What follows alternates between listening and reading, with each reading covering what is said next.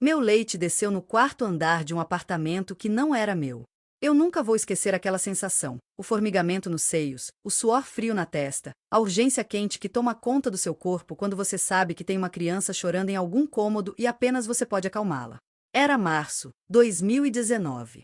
Eu tinha 27 anos, uma filha de 13 em São Gonçalo e uma conta no banco com R$ 7.000 que precisava durar até dezembro.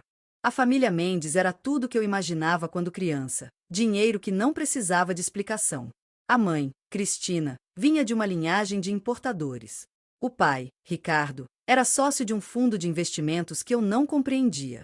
E Henrique, o bebê, havia nascido 7 meses antes, prematuro, com problemas respiratórios que o mantinham acordado grande parte da noite.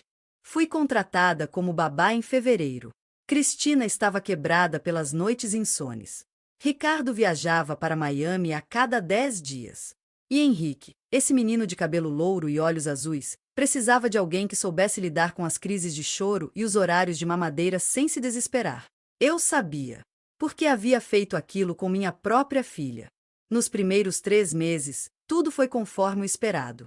Eu chegava às 7 da manhã, trocava fraldas, esquentava mamadeiras, sempre fórmula, sempre a mesma marca importada que custava R$ 120 o pote, e colocava o menino para dormir no berço branco com dossel de seda. Cristina me pagava bem. R$ 2.000 por mês, além de comida e transporte. Para mim, aquela época, era como ganhar na loteria. Mas em maio, tudo mudou. Henrique desenvolveu uma alergia à fórmula. Os médicos rodaram de hipótese: intolerância à lactose, sensibilidade ao leite de vaca, reações alérgicas sistêmicas. Nenhum diagnóstico era certo. O bebê vomitava, desenvolvia manchas vermelhas no rosto, acordava às 3 da manhã gritando de cólicas. Cristina descambou para o desespero, aquele desespero que só uma mãe de primeira viagem conhece, quando você sente que está falhando no seu trabalho mais básico. Foi Ricardo quem sugeriu a consulta com um médico em Brasília. Não sei porquê, talvez tivesse alguma conexão por lá, algum amigo influente. Cristina ficou uma semana fora com o bebê em um hotel 5 estrelas. Quando voltou, tinha um nome na agenda: Dr. Tiago, pediatra especialista em alergias complexas. Dr. Tiago recomendou leite materno. Aquela frase caiu na casa como um raio. Cristina tinha pouco leite, ela mesma confessou isso, com uma mistura de raiva e vergonha que as mulheres ricas aprendem a disfarçar em decoro. Havia tentado amamentar durante as primeiras semanas, mas Henrique não pegava bem, e logo a fórmula se tornou a solução mais prática. Agora, com a alergia, voltar atrás não era simples. Dr. Tiago foi claro: precisava de leite humano. Puro, fresco, sem processamento.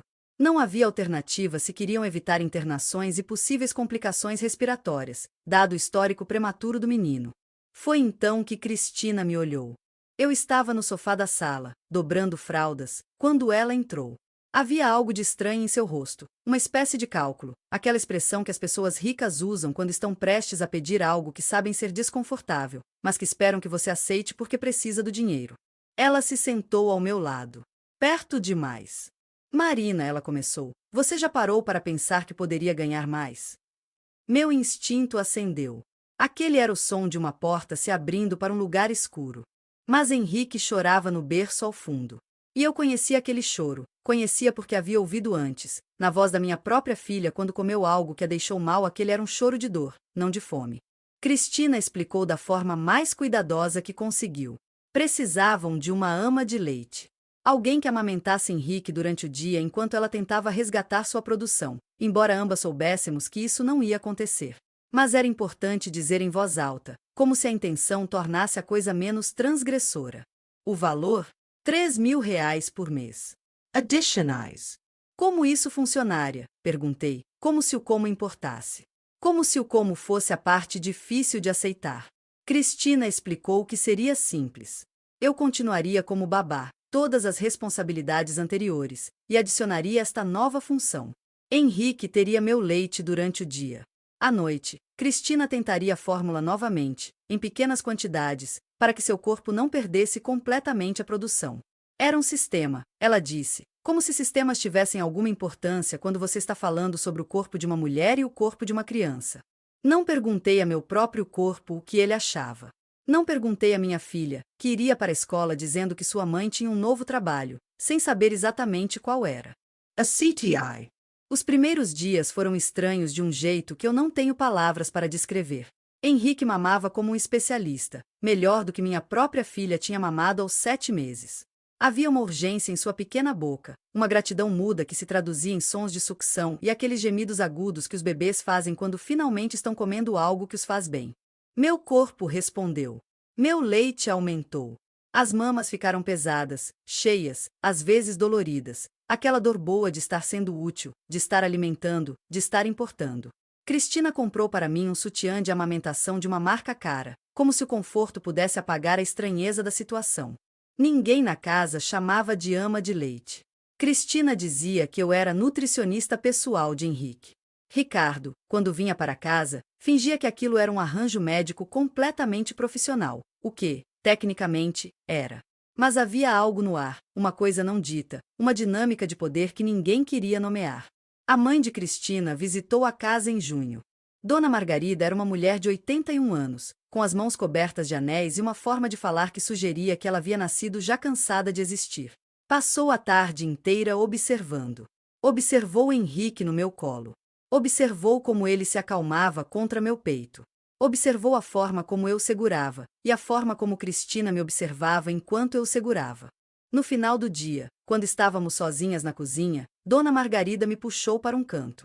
Você sabe o que você é, não é? Ela perguntou, sem maldade, mas com uma precisão cirúrgica. Eu não respondi. Você é a mãe que minha neta não consegue ser, ela continuou. Tenha cuidado. Isso vai virar rancor. Ela saiu 3 dias depois. Em julho, meu corpo começou a reconhecer Henrique como seu bebê. Não de forma consciente, eu sabia a verdade dos fatos. Ele não era meu. Ele tinha uma mãe no próximo cômodo. Mas o corpo não conhece fatos. O corpo conhece ritmos, conhece a sucção, conhece a oxitocina que dispara quando você sente aquele peso pequeno e quente descansando contra você. Comecei a acordar antes dele, apenas esperando. Colocava meu despertador para 5 da manhã, mesmo que ele acordasse às 6. Lavava os seios com água morna. Preparava tudo como se fosse um ritual. Quando ele chorava, meu leite pingava sozinho, aquela resposta automática que o corpo desenvolve quando a pega. Minha filha, Beatriz, começou a notar. Ela vinha me visitar nos fins de semana, Cristina permitia, embora houvesse sempre uma certa tensão. Beatriz tinha 3 anos e meio, era uma criança séria, observadora como a avó de Henrique.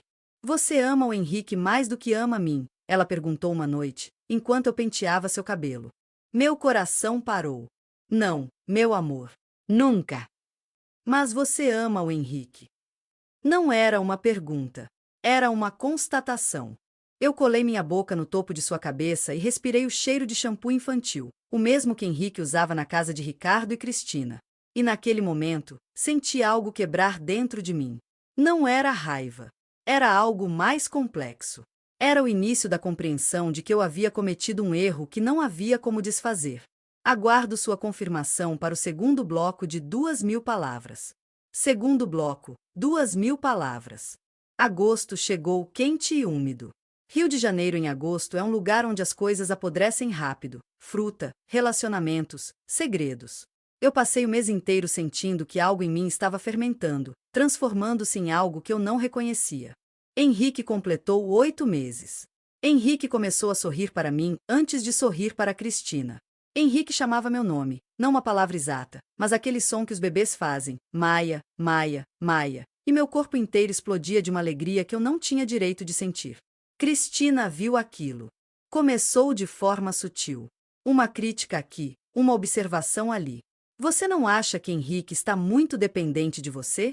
Doutora Silva, a pediatra, disse que a separação é importante.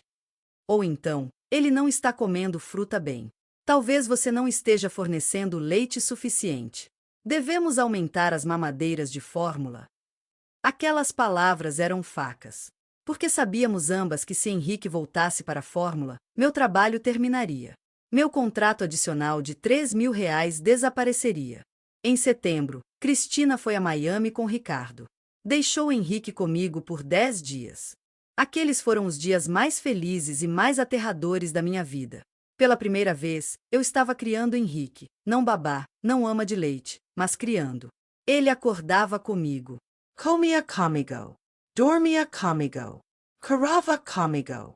Seu corpo se relaxava contra o meu de um jeito que nunca se relaxaria novamente, porque não há vínculo mais profundo do que a alimentação de um bebê.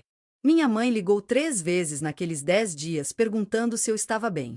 Estou bem, mãe, eu dizia. E era verdade. Eu estava melhor do que bem. Eu estava inteira, pela primeira vez em meses. Quando Cristina voltou, algo tinha mudado em seu rosto. Ela me observou da forma como observa uma mulher observa outra mulher que dormiu com seu marido, com uma mistura de desconfiança, ciúme e raiva que não consegue ser articulada porque oficialmente não há base para ela. Henrique está muito apegado a você, ela disse, não como constatação, mas como acusação. Ele é um bebê. Bebês se apegam a quem cuida deles. Você vai embora em 2 anos. Já pensou no trauma que vai causar quando sair da vida dele? Aquela frase me atingiu como um soco. Porque era verdade. Porque eu havia assinado um contrato que terminaria quando Henrique completasse 3 anos. Porque todo momento que eu passava com ele era um momento emprestado, roubado, que teria que ser devolvido. Fui para o banheiro e vomitei. Outubro mudou tudo. Recebi uma ligação do advogado de Ricardo. Um homem formal, com uma voz que soava como papel sendo rasgado. Disse que havia uma questão que precisava ser resolvida, que a situação atual havia gerado algumas complicações legais, que era necessário assinar um documento adicional. O documento era um termo de confidencialidade. 23 páginas afirmando que tudo que acontecia dentro daquela casa, e especificamente, tudo que acontecia entre mim e Henrique, era privado. Que eu não podia falar sobre aquilo com ninguém. Que eu não podia usar imagens, não podia contar histórias, não podia sequer mencionar que havia uma ama de leite na família. Que havia penalidades de 100 mil reais se eu violasse qualquer cláusula. 100 mil reais. Era mais do que eu ganharia em toda a minha vida. Assinei com as mãos tremendo. Mas havia um anexo. Um anexo que ninguém me havia mostrado antes. Nele, estava um parágrafo que dizia: no caso de rescisão contratual, a criança será submetida a um período de transição de 2 meses com reduções gradativas de contato, de forma a minimizar trauma psicológico. Durante esse período, a empregada será remunerada normalmente, mas não terá contato direto com a criança. 2 meses sem Henrique. Aquelas palavras me fizeram entender, finalmente, o que eu havia feito. Eu havia alugado meu corpo, sim. Mas pior do que isso, eu havia alugado meu coração. E havia contrato para isso. Havia cláusulas. Havia uma data de vencimento. Cristina me encontrou no corredor aquela noite. Você entendeu? Ela perguntou, e havia algo de medo em sua voz. Não medo de mim. Medo de si mesma. Medo do que ela sabia que havia feito. Entendi, eu respondi. Ele vai ficar bem. As crianças se recuperam rápido. Aquela era uma mentira que ela estava contando para si mesma. Novembro foi quando tudo desabou. Minha mãe teve um infarto. Pequeno, os médicos disseram. Controlável. Mas precisava de cirurgia. Precisava de um tempo de recuperação. Precisava que alguém ficasse com ela, porque morar sozinha não era opção. Liguei para Cristina. Pedi uma licença de 1 semana. Apenas 1 semana. Ela recusou. Marina, sabemos que isso não é possível. Henrique depende de você. Talvez sua mãe pudesse vir ficar aqui. Minha mãe em um apartamento de 8 cômodos com gente estranha, observando seu corpo de 7 filhos ser consumido pelo repouso. Minha mãe lutando pela discrição enquanto se recuperava de um susto com o coração. Não, eu disse. Então qual é a solução? Cristina perguntou, e havia dureza em sua voz agora. A dureza de uma mulher que percebeu que o acordo que ela e seu marido fizeram estava me tornando muito confortável com a ideia de que eu tinha direitos. Eu não tinha solução. Liguei para minha mãe naquela noite. Disse que iria viajar no fim de semana. Peguei todo o dinheiro que havia economizado, 8 mil reais em uma mochila preta, e peguei um ônibus para São Gonçalo na sexta-feira. No caminho, parei para comprar uma revista de celebridades. Na capa, havia Henrique. Meu Henrique. Filho de Cristina. Herdeiro de Ricardo. Neto da dona Margarida.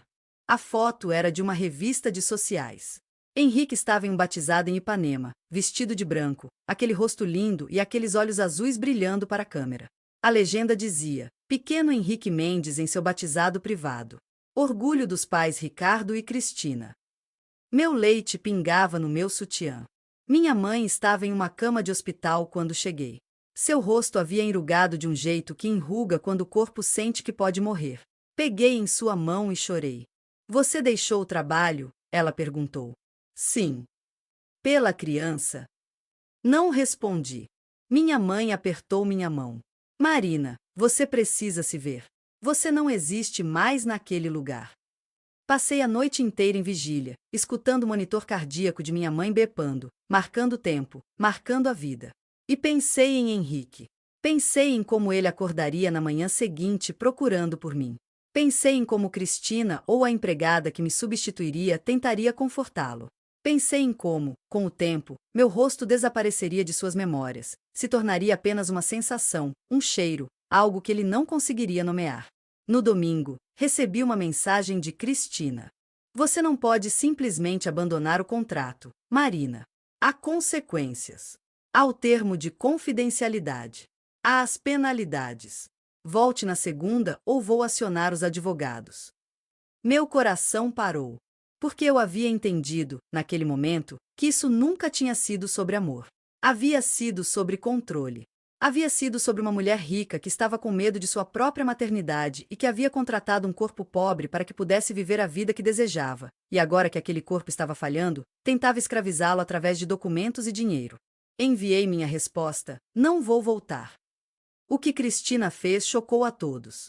Na segunda-feira, a polícia apareceu na casa de minha mãe, acompanhados de uma assistente social, com acusações de abandono de função, quebra de contrato e, esta era mais criativa, roubo de serviços nutricionais.